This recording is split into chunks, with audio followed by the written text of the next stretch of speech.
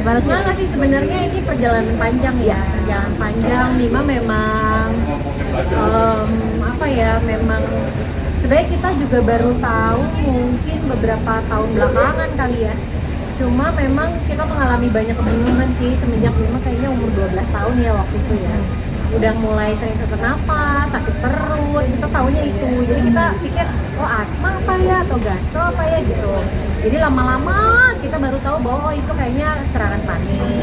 Tapi mungkin untuk klarifikasi sedikit, sebenarnya ini tuh nggak tiba-tiba karena aku udah menjadi mental health advocate dari aku SMP. Jadi aku udah aktif menyuarakan dan speak up tentang kesehatan mental itu udah dari SMP. Cuman ya mungkin baru besarnya sekarang doang. Iya, mungkin beritanya baru rame sekarang. Cuma sebenarnya Mima udah ngomongin kesehatan mental juga lama karena dia memang merasakan perjalanannya sejak lama. Jadi kita udah bolak-balik ke psikolog dari Mima umur berapa ya, belasan lah. Iya, dari umur 13 tahun ya kalau nggak salah. Kemarin puncaknya ya mungkin pandemi juga memperparah, kita juga sekarang sedang mencari tahu gitu. Tapi ya intinya tuh Mima bicara seperti ini itu supaya banyak orang di luar sana yang mungkin mengalami yang sama, dia ngerasa minimal ada temennya deh, itu nggak sendirian, dan menyuarakan juga sih untuk nggak ragu, nggak malu untuk ke psikolog, ke psikiater, karena sama aja sih kayak kita misalnya sakit fisik ya, misalnya pusing gitu atau batuk atau pilek kan kita pergi ke dokter, ya ini mungkin nggak kelihatan ya karena mungkin mentalnya yang sakit gitu ya perginya ke psikolog dan psikiater. Mima, mungkin pertimbangan ketika memblow up ceritamu di sosial media, izin dulu ke mama sama papa atau seperti apa sih? Enggak sih, ya kita sih diskusi, cuman Bunda sama Yanda selalu support sih, kayak sama decision aku, sama keputusan aku. Dan aku juga udah dewasa, jadi kayak aku tau lah, kayak aku udah mempertimbangkan sama diri aku sendiri juga, dan Bunda sama Yanda juga percaya sama aku. Semua keputusan sih di tangan Mima ya, apapun yang kayak misalnya dia mau kuliah di mana, gitu kan kayak gitu kan semua keputusan di Mima. Tapi dia selalu diskusi sih sama kita. Reaksi teman-teman Mima seperti apa? Mereka sih selalu suportif ya, kalau dilihat dari video atau postingan foto aku, banyak banget teman-teman yang ngejenguk aku. Mereka akan selalu ada buat aku, dan mereka tetap menganggap aku sebagai ya Mima yang biasanya, tidak menganggap aku sebagai orang yang berbeda. Karena ya aku masih Mima kok. Saat ini berapa persen udah dirasakan udah mulai sembuh? Ini tuh perjuangan dan perjalanan seumur hidup. Jadi kayaknya kalau ngomongin gangguan mental dan kesehatan mental, kesembuhan itu ya sesuatu yang mungkin masih jauh ya untuk digapai. Naik turun lah perjuangannya. Jadi tapi untuk sekarang karena masih lumayan recent, masih lumayan baru, jadi aku juga masih mencoba untuk lebih baik. Sempat kambuhnya tuh saat apa sih kamu misalnya? Mungkin lagi pusing kah, capek kah, atau seperti apa?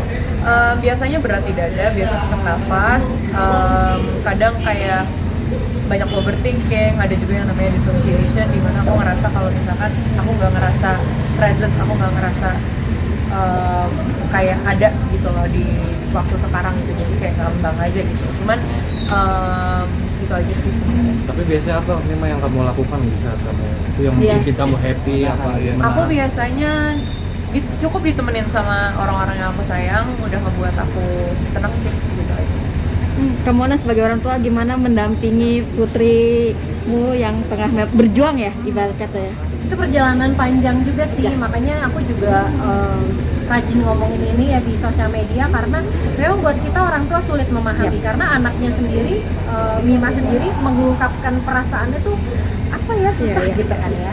Jadi kita juga susah memahami gitu. Makanya aku senang sih selama ini minimal Mima lihat gitu kalau aku Yandanya berusaha gitu untuk mau mendampingi gitu ya, walaupun jatuh bangun kadang apa sih nggak ngerti gitu. Cuma kita nih berusaha untuk selalu bersama Mima, selalu memahami supaya Mima tahu kalau dia ada temannya gitu. Minimal itu sih, karena di saat dia naik turun kan biasanya yang ada ya kita ya orang tua ya. Aku berharap sih Mima di saat dia merasa drop banget mau bersedia datang gitu ke orang tuanya, ke aku, mau ke kamu kamar, mau cerita, itu aja udah aku udah happy banget sih. Iya, selalu mau megang. Boleh pertanyaan terakhir nggak, soalnya aku besok pagi-pagi harus Oh, siap. dan aku belum. Iya, nanti. dia mau keluar. Oke, apa sih akhirnya sudah bercerita di sosial media yang pengen digaungkan dari Mima dan Kamona sendiri sebagai orang tua bersama Mas Indra sendiri menghadapi mempunyai jika anak-anaknya dengan seperti Well, Mima? kita berdua sih punya misi yang sama ya. Kita mau menormalisasikan dan menghapus stigma dari kesehatan mental, itu aja sih. Karena banyak banget orang yang mungkin masih memiliki stigma negatif terhadap kesehatan mental. Contohnya kayak, oh, orang yang dengan gangguan mental itu orang gila, atau orang yang dengan gangguan mental itu nggak layak untuk dapat pekerjaan dan lain-lain. Nah, kita berdua, nggak kita berdua doang, kita sekeluarga pengen menghapus stigma dan dari kesehatan mental, dan pengen orang-orang tahu kalau kesehatan mental tuh sama pentingnya dengan kesehatan fisik. Terima kasih. Itu sama sih, aku juga begitu. Dan satu lagi, karena aku dari sudut pandang orang tua, semoga semakin banyak orang tua yang mau mendampingi, bersedia memberikan pertolongan, bersedia mendengarkan keluh kesahnya anak-anak gitu. Karena sama siapa lagi anak-anak minta pertolongan kalau nggak sama kita orang tua.